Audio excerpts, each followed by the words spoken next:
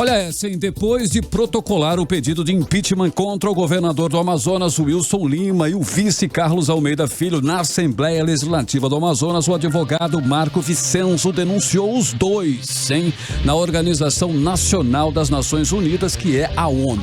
E a denúncia foi por violações a direitos previstos em convenção internacional contra a tortura e tratamentos cruéis, desumanos ou degradantes. A repórter Cíntia Blink entrevistou o advogado. Vamos conferir. Entrei em contato com o advogado Marco Vicenzo hoje. Ele nos concedeu uma entrevista para falar tanto do pedido de impeachment na Assembleia contra o governador Wilson Lima e o vice Carlos Almeida, quanto da denúncia na ONU que tem como alvo o governador Wilson Lima. Vamos conferir. O que motivou o senhor de Brasília a pedir o impeachment do governador e do vice do Amazonas? O senhor tem alguma relação com Manaus ou o Amazonas? Eu, como cidadão, principalmente no caso do Amazonas, como ser humano e como cristão, percebi aí essa necessidade, além de ter total acesso aqui, né? Nós estamos em Brasília, aqui tem STJ, só aqui que tem PGR, só aqui que tem a sede principal da Polícia Federal, então assim, a CGU, então a forma de buscar informações para poder demandar, a situação é muito mais favorável do que qualquer outro advogado que esteja em qualquer outro estado. Então, acompanhei a situação do Rio de Janeiro, né, até cito ela no impeachment, não chegou ao ponto de necessitar de um pedido de impeachment, porque houve um afastamento do governador do Rio de Janeiro por uma decisão monocrática do ministro Benedito, aqui do STJ, então não precisou, não chegou a esse ponto. Já no estado do Amazonas, né, e em Manaus, e agora mais especificamente, a situação ficou muito ruim, pelo que temos acompanhado, um verdadeiro desastre a nível mundial, e por isso que eu tinha a obrigação de ter, né, por ter todas essas informações, por ter todo esse know-how e esse acesso, eu me senti na obrigação de agir em Manaus e no Amazonas especificamente, como eu agiria em qualquer outro estado, e como assim eu fiz. Acha que há alguma chance da ONU aprovar algo contra o governador do Amazonas?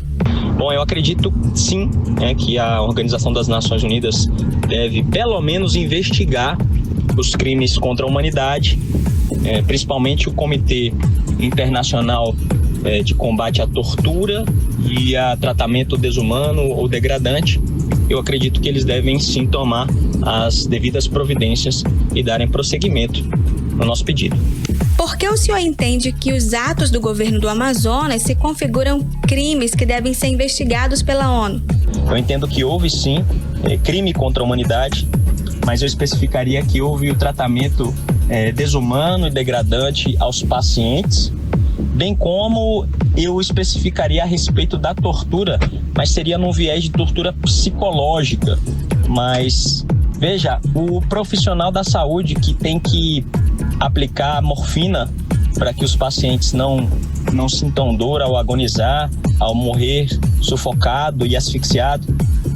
Eu entendo ali que o profissional da saúde está tentando a todo momento fazer o melhor que ele pode, mesmo sem ter sem ter recursos. Mas eu penso na tortura psicológica desse profissional. Quais são as penalidades que podem ser aplicadas pela ONU ao governador e ao vice? Entendo que a primeira providência a ser tomada é principalmente a investigação da situação, posteriormente a punição. O senhor fala na denúncia na Assembleia de ligações entre casos de corrupção do governo Wilson Witzel no Rio e os casos no Amazonas. Qual que é essa ligação? Os dois Wilsons, o Wilson Lima e o Wilson Witzel, perdão pela pronúncia,